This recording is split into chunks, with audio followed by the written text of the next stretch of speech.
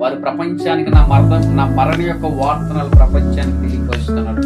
పరిశుద్ధత లేని మనుషులకి పరిశుద్ధమైన దేవుడు 2000 సంవత్సరాల కిందట మన కోసమైన శ్రమపడి చనిపోయాడు. ఇశ్రాయేలు దేశంలో కన్యమయ్య గర్భంలో పుట్టి పుంతుకులాత అధికారం కింద శ్రమపడి ఆయన 3వ దినము తిరిగి లేచి ఉన్నాడని ప్రపంచమంతా దేవుని ఒక వాక్యం ప్రకటిస్తున్నప్పుడు వారికి ఇబ్బందులు, వారికి బాధలు, వారికి అవమానాలు, వారికి దుఃఖలో మరణం వచ్చి ఎదురుగుండా నిలబడిన నా సేవకులు జంకట్లేదు, జడవట్లేదు.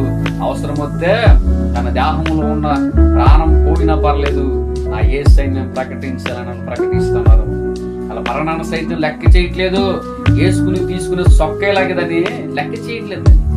మనం సొక్క ఏం చేసుకుంటాం? మాసిపోతే తీసేద్దాం, మంచి బట్ట అయితే మళ్ళీ వేసుకుంటాం.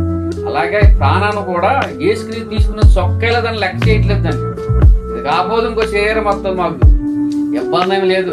ఈ మన్ను అయిపోతున్న శరీరం మట్టిలోకి వెళ్ళిపోతే మహిమ శరీరం చేత మేము నింపబడి మహిమ శరీరం మేము ధరించుకుని మహిమ స్వరూపైన దేవుని దగ్గర ఆ పరలోక రాజ్యంలో మేము ఉంటామని మరణాన్ని సైతం లెక్క చేయకుండా నా దేవుని యొక్క సేవకులు వారు పనిచేస్తున్నారు. ఎవరి కోసమో తెలుసా? ఎందుకంటే నాకు ఒక రాజ్యం ఉంది.